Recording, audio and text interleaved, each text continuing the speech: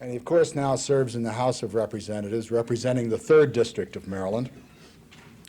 He serves on the Ways and Means Committee, the equivalent of the Ethics Committee, and the House Administration Committee. He's a member of the leadership holding very distinguished positions. He's a member of the Steering Committee of the Democratic Caucus. He's Assistant Majority Whip. He's a member of the Democratic Leadership Council and a member of the Democratic Trade and Competition Task Force, and recently has become a commissioner of the Commission on Security and Cooperation in Europe, the Helsinki Commission. This evening, we're fortunate in that he'll share his thinking with us as a member of the congressional leadership about the new era of global affairs and about what the U.S. role should be in it. And with that very interesting focus, it's my great pleasure to introduce to you Representative Benjamin Cardin.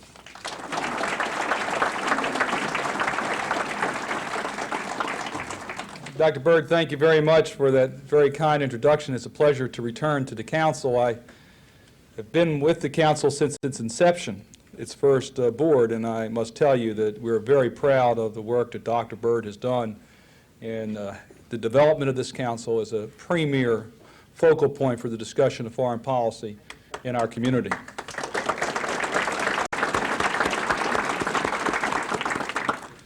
Dr. Byrd, I guess I should at least clarify. A lot of people here know me very well, so I should clarify the point about my graduation from the University of Maryland School of Law, because many people here know the rest of that story.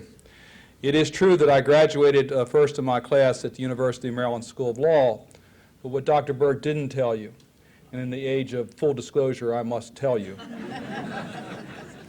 that I was a law student when I decided to run for the Maryland General Assembly. I was a second-year law student at the University of Maryland, and I was somewhere in the middle of my class. I was nowhere near the top, but then I decided to run for the Maryland legislature and was elected to the Maryland General Assembly, and in my very first year, I was appointed to the committee that had the budget of the University of Maryland School of Law.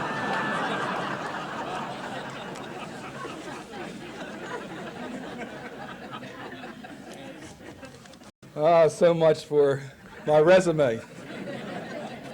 In fact, it's really, I was thinking that, 8 years ago, I would not have been here delivering a speech to the Baltimore Council on this particular day because, as most of you know, this is sine die day, the last day of the General Assembly session. And I've been tired. Everybody's happy. It's over? Is that what that applause about? But I certainly would have been there, and I wouldn't have had a chance to be here. It's certainly a lot nicer to be here than in Annapolis tonight. But I guess after tonight there will be a governor that will have some additional time on his hand. Governor Schaefer, of course, this is his last session. He can't run for re-election. And I was thinking that he might be our candidate for Secretary of State at the national level, as if Secretary Christopher decides that it's time for him perhaps to take on some new challenges. I think Governor Schaefer, in dealing with the owners of the NFL, is prepared to do with any world leader. They have to be easier in dealing with that group, so he has the experience, I think, to be an excellent Secretary of State. It's also, I want to thank you for inviting me.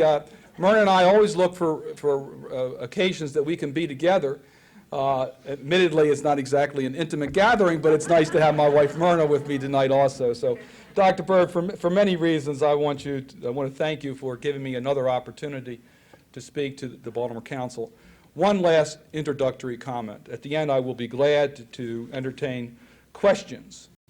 The only ground rule will be that there will be no questions permitted on health care. I was asked to say that.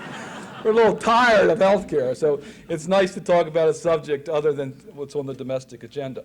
I must tell you, I'm told frequently that that American foreign policy is at a crossroads. It seems like we're always at a crossroads between one policy and another.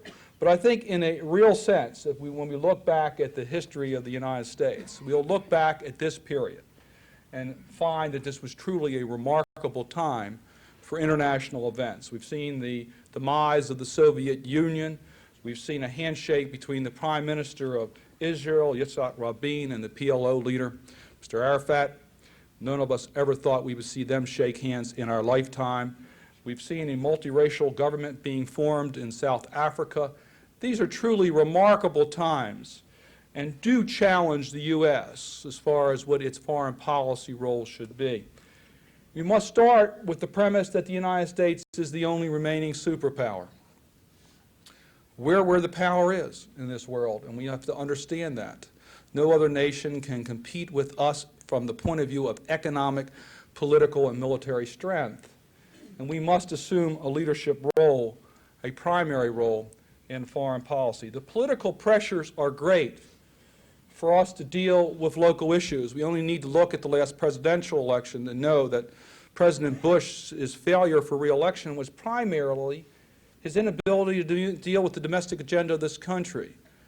Our nation is focused on our domestic needs. I have just finished a series of town hall meetings, and I'm frequently asked by reporters what's on the mind of the people in my district. Whenever Congress goes on recess, reporters go running around the country to figure out what's on the minds of the people of this nation. And you hear about crime, you hear about health care, you hear about the economy, the deficit, jobs. Rarely will any of my constituents raise the issues of international events. And that's somewhat sad, and that's why I particularly want to compliment this council for giving us a focal point in our community to talk about international affairs and international events. It's very, very important, and I congratulate you. We must not forget that peace at home is linked to a peaceful world order. Franklin Delano Roosevelt, I think, said it best when he said, "A man must first care for his own household before he can be of use to the state. But no matter how well he cares for his household, he's not a good citizen unless he also takes thought of the state." In the same way, a great nation must think of its own internal affairs, and yet if it cannot substantiate its claim to be a great nation unless it also thinks of its position in the world at large.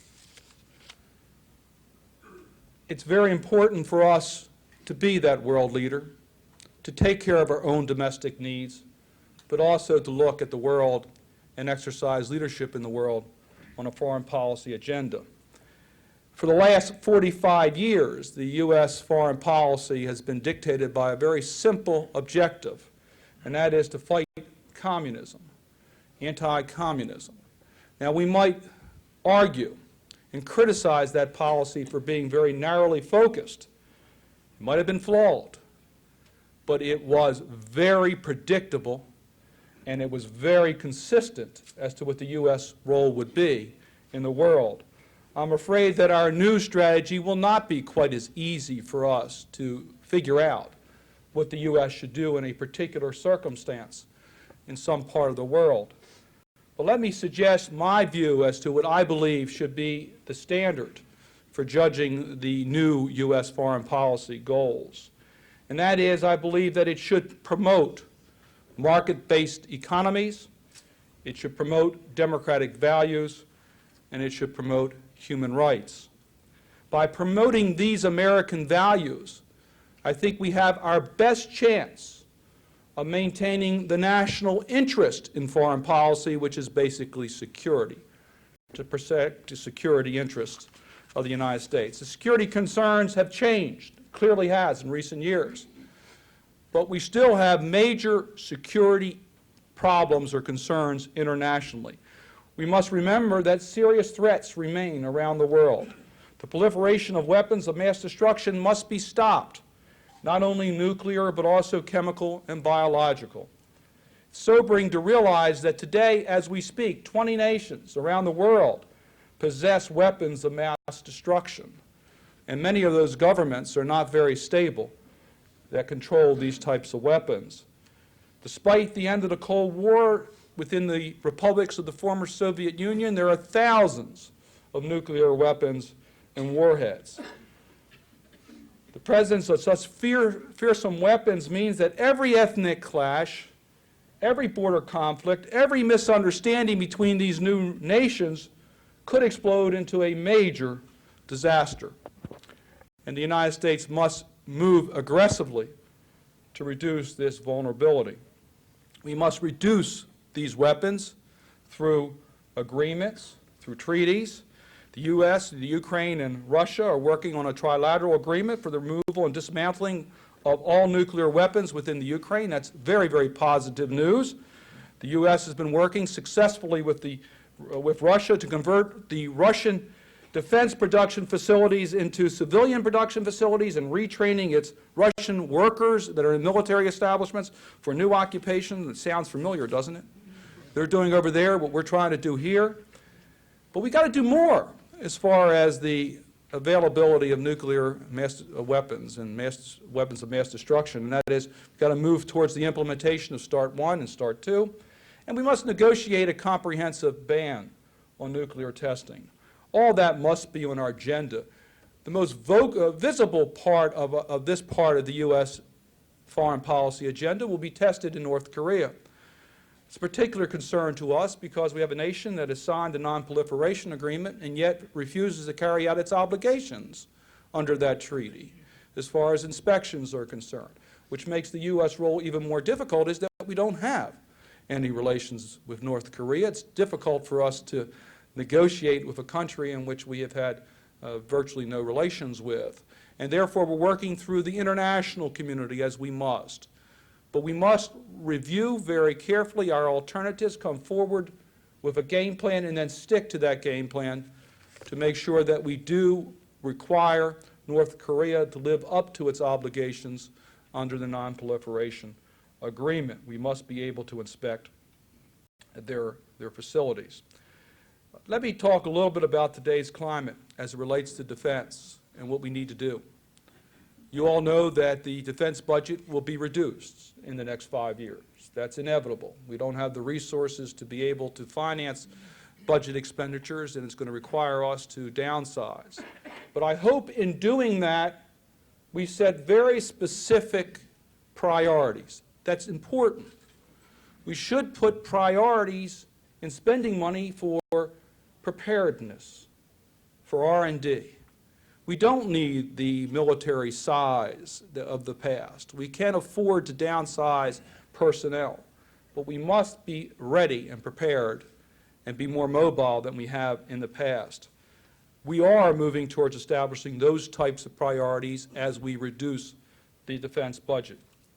But as important as our military budget might be, as important as treaties or agreements with other countries to reduce the proliferation of weapons of mass destruction, I would suggest that the best way to ensure America's security is to promote in our foreign policy the three goals that I mentioned earlier: market economies, market-based economies, democratic values, and human rights among the republics of the world.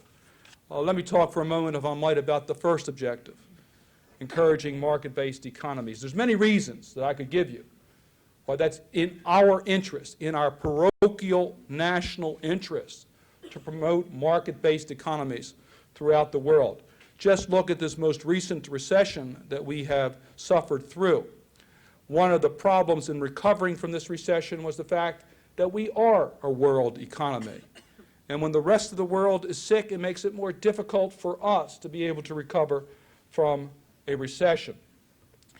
It's in our economic interest to open up world markets. We know that. The recent success of NAFTA, the approval by the Congress of the United States, and the successful completion of the GATT negotiations are really encouraging signs that this nation is providing the leadership in order to open up world markets. The GATT talks were very important to us in protecting our intellectual property rights and trying to remove some of the subsidies on foreign markets that will allow U.S. producers and farmers greater access. The NAFTA agreement is very interesting. I had a chance this past week to visit with some of the companies located in this district. Westinghouse was one. The Ellicott Machinery is another. They have real opportunities in Mexico. We're seeing expansion of jobs here in Maryland as a result of NAFTA. Ellicott Machinery has sold 3 dredges to Mexico since the passage of the NAFTA agreement. That's jobs here in Baltimore. Westinghouse is spending a lot of time now in Mexico concerning radar equipment and other commodities that they anticipate selling to Mexico. We got McCormick Spice that are going to be producing more spice here locally for opportunities in Mexico. We have General Motors that will be selling minivans for the very first time to Mexico in any significant number. Jobs here in the United States. All that is important, but we must move more aggressively as a nation to remove the obstacles towards world markets. And that means removing restrictions that have been imposed by the Defense Department that stop U.S. companies from exporting abroad and make no sense at all. The technology is available through other countries that are participating in the world marketplace. We recently had some success in the telecommunications area where we were able to sell equipment to Russia and China. But we still impose restrictions, and I'm not sure why, on the sale of telecommunications by U.S. producers to Cuba, North Korea, Iraq, Iran, Syria, Libya. It doesn't serve our interest to hurt American producers when the technology is of virtually no security risk to the United States. We must continue to negotiate further on bilateral free trade talks. Chile is a logical candidate for one of the next rounds of discussions with other countries. And let me talk a moment about Japan, if I might, because it is so important. And I hate to beat up on Japan, particularly when it doesn't have a prime minister. But it's important for us to move forward in opening up that market. And I really believe that the only message that Japan understands is being tough and standing up for opening their markets. We've gone through over 30 trade agreements with Japan since the end of World War II. And most have been with very, very little success in opening up markets to American producers and manufacturers. When we've been able to make progress is when we've stood up and said no to Japan. When President Bush came forward with a countervailing duty with in dealing with the superconductors, that was one time when we were able to get Japan to take action to actually open up its market to U.S. manufacturers. When Japan indicated that American companies would not be able to participate in the construction of the new airport in Japan, the Congress imposed restrictions on what Japan would be able to do with U.S. procurement. That opened up the airport construction to U.S. companies. We're going to have to be tough with Japan. I know it's going to cause some anxious moments, but it's in their interest, in the Japanese interest, to do this, and we're going to have to convince them to take action to open up their markets, which they have been unwilling to do in the past. It's not only important to open up markets from the parochial financial interests of American companies and American employees in the economy of this interest, in this country, but it's also in the interest of our foreign policy. A country that has an open and free market is much more likely to have the values that we think are important internationally. It was not the political system that brought down the Soviet Union, it was the economic system that brought down the Soviet Union. The people there wanted a better life. They wanted control of their own destiny from the point of view of their economy. And it's in our interest to help people prosper so they can participate in their economic future and they're more likely to develop democratic values in the development of their governments, which again will lead to protecting our interest of national security. And that really leads me to the second objective of our foreign policy, which should be democratic values. The expansion of democratic values is very important to the U.S. Foreign policy considerations. A democracy, a government by the people, is rooted in compromise, not conflict. Democracies are more likely to promote religious, cultural, and political freedom and protect human rights. Democracies tend not to wage war on each other, nor do they sponsor terrorism, although there are some notable exceptions. The recent push for the expansion of democracy is not just a fad. As President Roosevelt once said, that the democratic aspirations is no mere recent phase of human history, it is human history. The number of democracies in the world has doubled since 1984. That's remarkable. Many of these countries are striving to fulfill the goals of democracy. In order to establish a democracy, a country must be committed to free elections, to the free immigration of its people, to an independent judiciary, freedom of speech, freedom of religion and expression, and respect for human rights. One way to promote democracy, in a very simple way, is to support those countries that are beginning to form democracies and reducing the threats from countries which are hostile to democracy. We can do this by taking public positions in support of those forming democracies and against potential rivals. In Haiti, for example, the United States administration has backed the deposed President Aristide, who received, let me remind you, 67% of the popular vote, and that's appropriate. We should give credibility to the democratically elected leader of that republic. It's very appropriate. But there's another way that we can provide help, and that is in foreign aid. The U.S. foreign aid budget for this year is $13 billion. If I were to ask my constituents what they think of foreign aid, they would say we spend way, way too much in foreign aid. Our budget is $1.5 trillion. Less than 1% of our budget is now spent in foreign aid. It's not enough. We should be doing more, but we should use that money for not only promoting those countries that have democratic values, but we should also be using it to promote the other goals that we have in foreign policy and market-based economies and in humanitarian assistance and human rights issues. As we look at where we spent the money recently, we have increased the money, and I think the Clinton administration should be congratulated for doing this by refocusing the money in the emerging democracies, in providing separate aid to the former republics of the Soviet Union so they don't have to go through Russia, establishing our own relations with the Ukraine, doubling the amount of foreign aid that we have provided to those nations, by providing assistance to the Baltic republics and demanding, and I think rightly so, that the Russians remove their troops from the former republics, from the Baltics particularly, in order that these nations can truly be independent democracies. By using foreign assistance in this way, we are promoting the U.S. interests. We should be doing more. I mean, the total aid is hardly enough to make the type of impact that we should, but I am particularly pleased that we're using money in the multilateral development banks and in the export-import banks. And as I've indicated, the United States should be developing direct ties with these new republics and not working through any other country.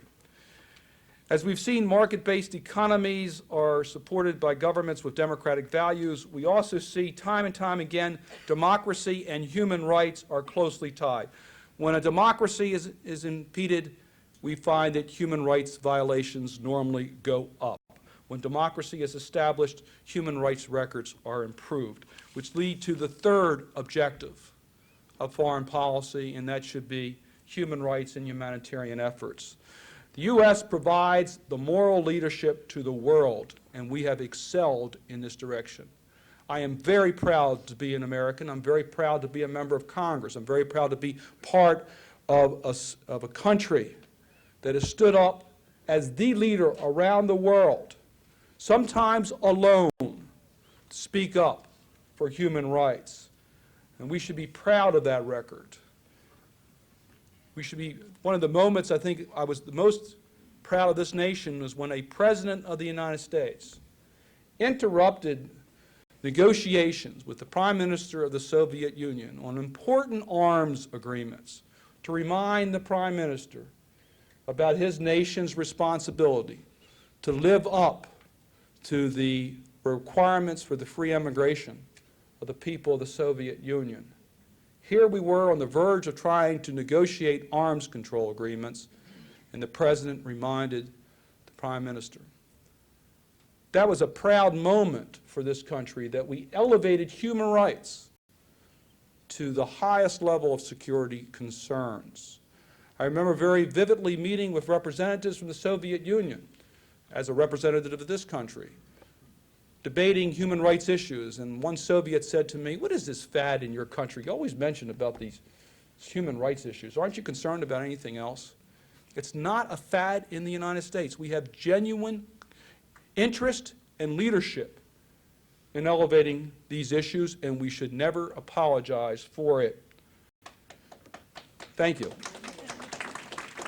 We have put our human rights interest above our own economic interest against commerce. And this is not without controversy. The enactment of the Jackson-Vanik law said that we would deny doing commerce with countries that didn't permit the free emigration of its people. And that law worked, and we restored human rights in some countries that otherwise would not have respected the human rights agenda. Jimmy Carter said it best when he said, "We stand for human rights because we believe that government has a purpose to promote the well-being of its citizens. This is true in our domestic policy. It's also true in our foreign policy. The world must know that in support of human rights, the United States will stand firm," and we have. Let me mention 3 areas of the world and try to judge what we should do in those 3 areas on human rights: Bosnia, Somalia, and China. First, in Bosnia, it's imperative that the U.S. push for strong international action in order to put an end to the war. Of course, a solution to the bitter conflict should not be imposed on the people of the region. However, the United States should work closely with NATO and other regional organizations to facilitate a resolution of the crisis. The United States cannot turn a blind eye towards torture, rape, and murder. People in Bosnia are dying solely on the basis of their ethnic heritage. The United States should take the lead in bringing an end to the terrible atrocities being committed against children, women, and men. We must continue to enforce the no-fly zone over Bosnia, continue to deliver humanitarian assistance, follow through on our airstrikes as we did yesterday, which was appropriate, investigate and prosecute war criminals, keep the airport open. The right of self-defense is one of the most fundamental and inherent rights of any state. The United States must push more aggressively to get the arms embargo lifted to allow the people of Bosnia the opportunity to defend themselves. The United States is starting to move in the right direction. Waited too long, but are now implementing a policy that I think is in our national interest, and I hope that we will get the support of the American people to stay the course. Without the United States' involvement, there's no hope, in my view, for the people of that region. In Somalia, most recently, the remaining U.S. troops have left. The people of Somalia should be very grateful for the work of the United States, but we should be very proud of the role that we played in this humanitarian mission. The United States and the United Nations worked together to save hundreds of thousands of lives. Make no mistake about it. We saved hundreds of thousands of lives in that part of the world. We were able to restore the necessary conditions for security in that region. Now, Bosnia didn't present, nor did Somalia present, a threat to our direct security, but in a real way they do. For if we allow conditions to exist like that, then how can we truly live up to our responsibility as the leader of the free world? I don't think we can. Now, lastly, let me talk about China, if I might, for a moment, because China does present a real challenge for U.S. foreign policy. The biggest issue concerning Asia facing the United States right now is China's most favored nation status. As you know, China currently enjoys the most favored nation status, the lowest tariffs, in dealing with U.S. It's now our second largest nation as far as the debt that we owe in international trade, and it's a huge trading partner for their economy. China's human rights abuses are a real concern. Legislation was passed in June of 1993, which stated that China would have to make significant overall progress towards a series of human rights goals in order for future extension of MFN beyond 1994. Congress has spoken.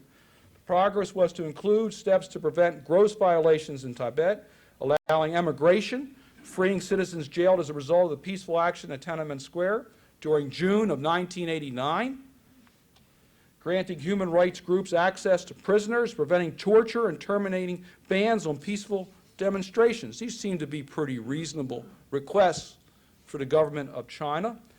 Many, if not all, of these conditions have not been met.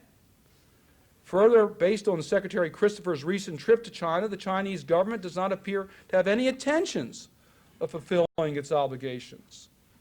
Members of Congress are concerned that the administration may weaken the standard by which it judges China's human rights progress, especially in light of the fact that there was some progress made in China in opening up the telecommunications field to U.S. manufacturers. But I must tell you that we must mean what we say, particularly when we're right. China's wrong, and we must present the leadership to the world to stand the course, and I hope that we will.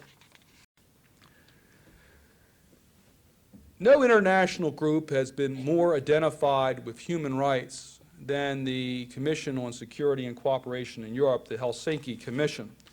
As Dr. Bird indicated last August, I was appointed to be a commissioner of the Helsinki Commission. It's a bipartisan U.S. delegation composed of nine senators and 9 members of the House from each party and officials from the Department of State, Defense, and Commerce. In 1976, the Commission, the CSCE, was created to monitor and encourage compliance with the Final Act. Particularly with regard to its human rights provisions, the Final Act, also known as the Helsinki Accords, was one of the key ingredients for the meetings between the European countries in order to deal with issues on the economy, on security, and on human rights. The Commission has fulfilled its mission by holding public hearings, issuing reports, sending delegations to assess different countries' human rights abuses, and working with the public and holding following up meetings and hearings. The Helsinki Commission currently has worked on the Bosnia conflict, on the conflict between the Turkish Kurds and the Turkish security forces, and democracy building in Eastern Europe. Most recently, the U.S. Commission has called on the formation of a Commission on Security and Cooperation in the Middle East, using the framework of the European Commission to develop a new network within the Middle East. Last week, I returned from a trip from Israel. Myrna and I had a chance to visit Israel. It was a personal trip, really was not a government trip. I want to thank the Israelis for making me feel right at home. I left Washington with people protesting on health care and on Whitewater and on crime, and I arrived in Israel to find Israelis protesting on the West Bank and on giving up the Gaza and giving up the Golan, so they made me feel right at home. Wonderful things about democracies or the protests. It was wonderful to be there. But I interrupted my visit to meet with the Foreign Minister, Mr. Perez, to talk about the creation of a commission similar to the Helsinki Commission for the Middle East. He was very, very enthusiastic and gave me specific suggestions that I'm following through on getting it moving. He is a firm believer that such a commission can play an extremely critical role on the long-term peace in the Middle East. And once we've reached agreements, and we will, between the Arab states and Israel, it's important to have some mechanism to make sure that peace can survive, where you can resolve conflicts between the parties. The Helsinki Commission, that type of a framework, a commission on security and cooperation in the Middle East, can do that. It would require the presence of Europe and Russia and the United States, but it would be a commission comprised of the states in the Middle East. It would work to resolve the conflicts of human rights problems in a forum where that can be done by the parties themselves through negotiations and hearings and fact-finding missions. And I am optimistic that you'll see such an institution formed in the not-too-distant future. Let me just give you a few personal observations about what is happening in the Middle East and in Israel. The April 13th deadline is right around the corner, 2 days from now, in which the Israelis are supposed to turn over the partial autonomy of the Jericho region and Gaza to the Palestinians. all of us hope and pray that that will occur very soon, so that hopefully this terrorism that has occurred on both sides will come to an end. The only way we're going to be able to beat that down is to see progress towards the implementation of the peace accords. And in talking to leaders on both the Palestinian side and the Israeli side, I know that they're both very sincerely working towards reaching that goal of turning over autonomy of the region to the Palestinians, and I hope that that will occur. The leaders are to be commended, but so should the United States, because the United States has acted as the facilitator to get the parties to negotiate directly, not to interfere with the negotiations, but to get the parties to negotiate directly. That's the appropriate role for the United States to play. Not to bully a settlement, but to get the parties to talk and to get the parties to reach agreement. We've done that in the Middle East, and we can be very proud of our role. So in conclusion, let me try to recap. The U.S. should and cannot escape from playing a major primary role in developing the foreign policy of our nation as the leader of the free world. That role must be very clearly defined. I hope tonight I at least put on the table how I think that policy needs to be defined. That it's in the United States' security interests to promote market reforms, democratic values, and human rights among the nations of the world. We should be prepared to work and encourage our work within the international organizations, but we should not be afraid to exercise leadership if we can't get international organizations to work in particular areas. We must be prepared to act, and we should encourage more public debate of these issues. It's a very important point. We need to encourage more public debate on foreign policy issues so the public has a better understanding of these issues and therefore will be more supportive of the U.S. role in the international forum. And that's why I'm particularly proud of this Council and the work that you have performed in bringing foreign policy debates to the public eye. You have served an extremely important role in the work that you have done, and I thank you for giving me these few moments as an opportunity to express some of my views. Thank you. The question is, why Joni mentioned the UN once? The UN should be one of the principal focuses of these issues. Is this a consistent pattern of congressmen afraid to talk about the United Nations? I think I mentioned the United Nations more than once in my formal remarks. I referred to many times international efforts and working through international organizations, and that we have to work in conjunction with other countries.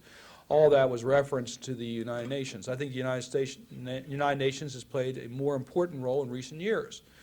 It clearly has played an extremely important role in the problems in Europe and the problems of Asia and Africa. They've been extremely involved, and I think that's by far the preferred route to go, that we should work through the United Nations wherever possible, and the United States should defer to the United Nations whenever possible. The difficulty occurs is that, as you know, the political structure of the United Nations sometimes is not suited for some of our foreign policy objectives. And we can't let the United Nations stop us from carrying out our legitimate foreign policy objectives. But I think we should be using the United Nations more and more. I think we are using the United Nations more and more. I think the American public and the Congress looks at the United Nations with more favor today than they have in recent years. The question is, if the price for China's support on enforcing North Korea to open up for inspection would be MFN, the continuation of MFN, is that a fair price? In my view, no, it's not. I think you're comparing one problem with another, and you don't solve a problem by creating a new problem. The human rights problems in China are real. These are not just U.S. standards. These are internationally recognized abuses. It's a hard way of saying that, but their international standards are being violated by the official practices of China. And the United States cannot compromise those views by saying it is equivalent to getting a political compromise so that China can literally blackmail us to allow the inspections of the North Korean facilities.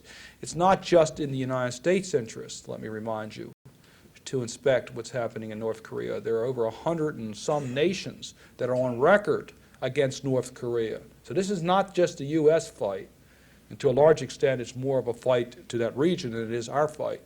So I would not ever put us in the position of compromising a basic principle by yielding to that type of pressure from China. I think it would be bad practice in what we give up, but the precedent would be unforgivable, and I would urge us not to do that.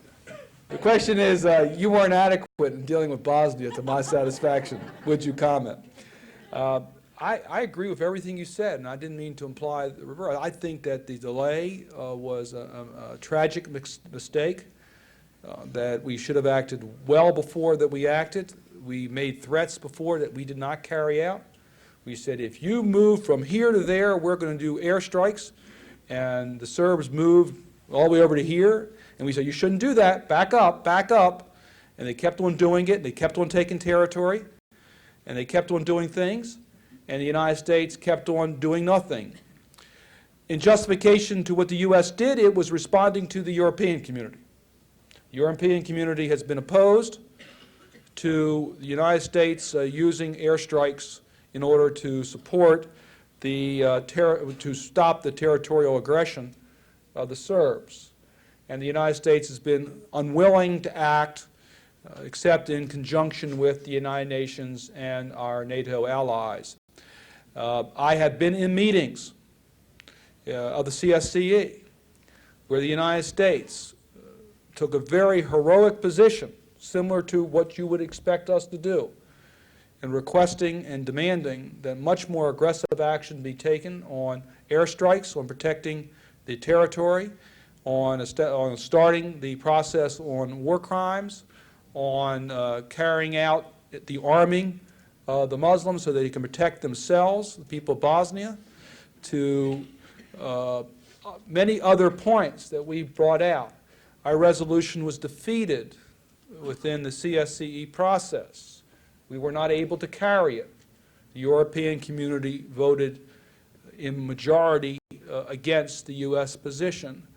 So the U.S. position, at least I think our popular position, has been pretty much what you have articulated. Our administration has been unwilling to do that, and I've been critical both of the Republican and the Democratic administration for its failure to respond to date. I've written many letters to the presidents of the United States, both President Bush and President Clinton, urging the president to take more aggressive steps. But the real failure was to make threats and then not carry out those threats, particularly when our position was the appropriate position. But we are where we are today. What do you do from this date forward? Do we keep on going back and say, why didn't we act earlier? It's not going to bring back the lives that have been lost. But we ought to make sure that we stop the suffering that's there today. What should the right policy be? Well, from the information that I have received, what we should have done 2 years ago is still the right policy today. And that is to make it clear to the Serbs that we will not tolerate aggression and be willing to use airstrikes in order to enforce that. What happened yesterday? We did that. Serbs now have some understanding that we're going to carry that out. I've talked to many people who have been in that area who've told me that the Serbs will respond to that type of action. They just didn't believe that we would do it. Now that we've done it, I think we're going to get more attention. And I hope that your information about aggression today is not accurate. If it is, then I hope the United States, along with our NATO allies, will do additional airstrikes. I think we have to. So I share your frustration and was party to the expressions. This is not Monday morning quarterbacking. I've said it for the last 2 years. And I've supported use of U.S. involvement on airstrikes a year and a half ago, 2 years ago. And I was disappointed that our government waited so long to respond.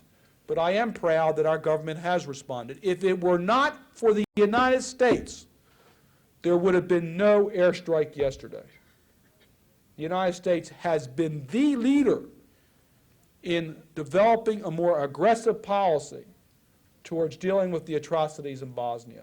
The United States has clearly been in the forefront on that, against the views of our allies. As you know, we're running the RAF right now of Russia, so we'll see what happens there. Given that statement, should we get involved with Rwanda, an African Well, situation? Just Rwanda, we don't have, I'm not so sure there's a stable government right now in order for us to deal a with. stable government in Bosnia either. Well, that's correct, but I think the circumstances, there are stable governments. I take that back. Bosnia has stable governments. There are legitimate governments of all of the states in that region. The governments are fully prepared to negotiate peace, but they can't negotiate peace while aggression is taking place, when they're losing territory, when people are being maimed and killed. Innocent people, not people that are involved in the war, but innocent people are being tortured and killed today. So Bosnia is a circumstance where we do have legitimate governments, and we do have the ability to enforce the settlements that are reached. Rwanda, there's no legitimate force there today. Our first interest there is to protect U.S. lives and to try to get some semblance of order in that area. Foreign aid to emerging democratic countries, as you spoke before, we're doing more of that. And we usually give it to existing organizations there, such as Catholic Review or the Red Cross. In Russia, we've given it to, quote unquote, to agencies, to the government, and the legitimate press says most of that money is evaporated. Will this have any effect on future aid to Russia? That's an excellent question. The question deals with the United States has usually given its aid to internationally acceptable organizations when it's for humanitarian reasons. But in Russia today, that doesn't seem to be the case. Is that going to be our course for the future?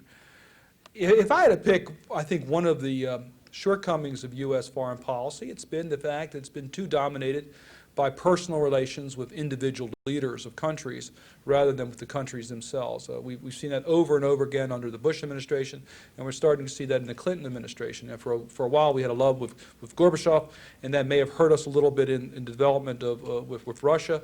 Now we have a love affair with Yeltsin, and it may not be in our long-range interest to develop those types of personal relationships and be so closely identified with an individual rather than with the democratic movement of that particular republic. So I would hope that we would look for more neutral ways of getting assistance to countries when it's humanitarian aid, and that we would not tie it to the political agenda of a particular individual leader, but more to the goals that the United States has established if it's humanitarian assistance. Question is, should we abolish the media in order to have a good foreign policy?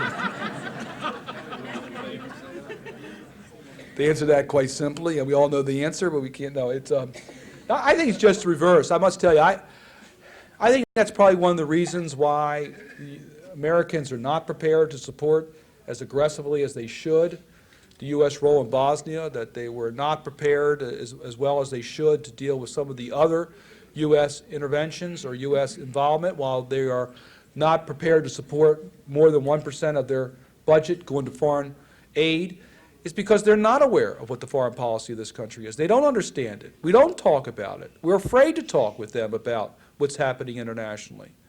So I think it's just the reverse. I wish we had more coverage of international events locally, but in a more understandable format. You know, most Americans don't know where Bosnia is, let alone what the U.S. is doing in Bosnia. They don't understand it.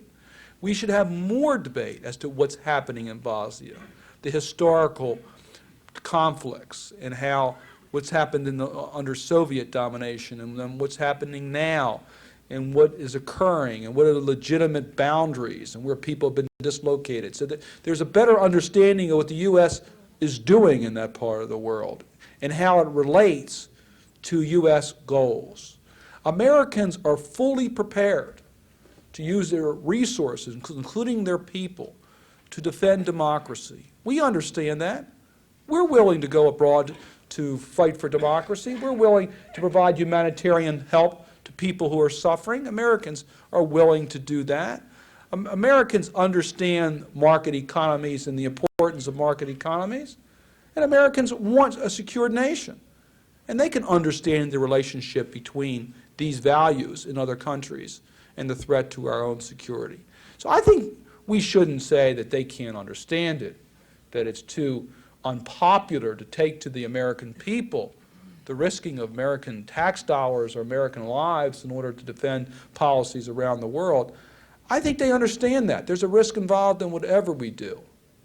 So I would hope just the reverse, that we would provide more opportunity. The difficulty today is we don't talk about it, therefore we're beholden to how the press reports it. And the press doesn't always report it the way we want it to. They like the killings. They like the guts and blood. And Americans don't. And Americans don't want to see, particularly Americans, treated that way. And that's what happened overnight in Somalia. We lost the support of the American people, not because of our mission. Our mission was the right mission.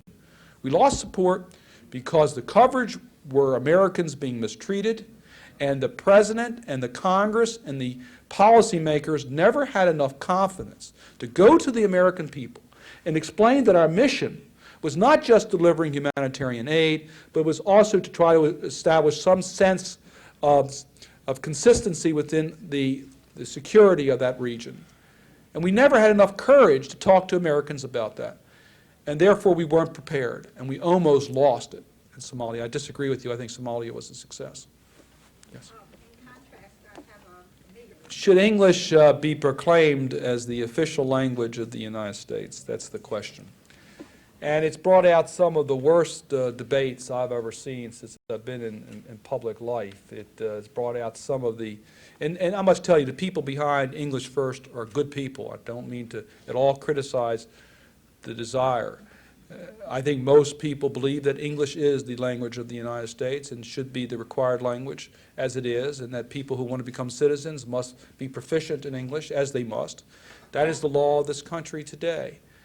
But we are made up of immigrants, all of us. And the strength of this nation has been the fact that we have been open to people coming to the United States and making America their home, even though their roots may well be in every corner of the world.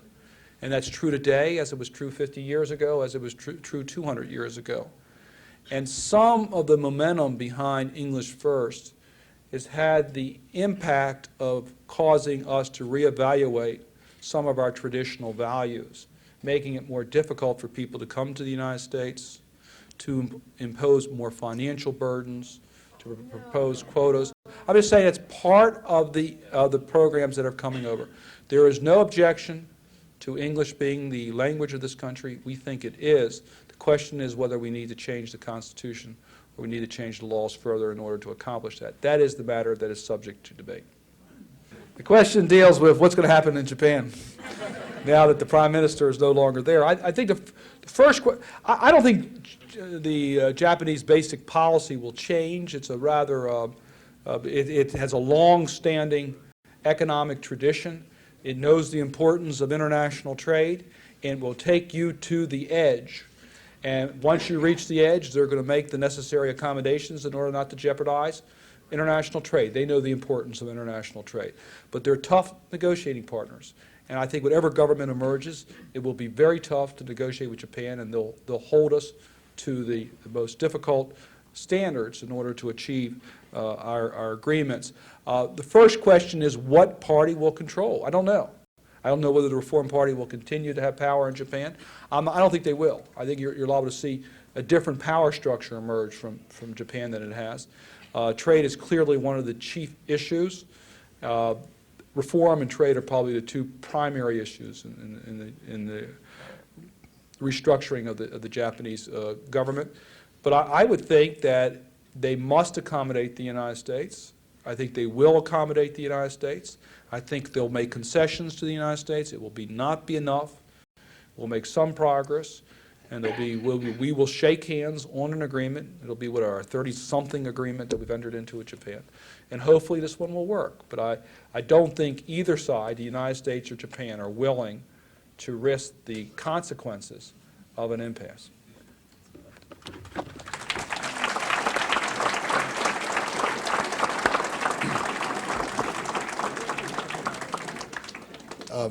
Whenever we invite a member of the congressional delegation to address the council, one of the reasons we do this, of course, is to participate in the democratic process and listen to what our representatives have to say. I think we're all indebted to Congressman Cardin this evening for, first of all, taking us on a whirlwind tour of American foreign policy in a very interesting and intelligent fashion. And then secondly, if indeed we want to get a glimpse of the thinking of our representatives in this area, I think the Congressman has not just given us a glimpse, he has given us a very clear and I think frank picture of his thinking on foreign affairs. So both for an education and an insight, we thank you very much.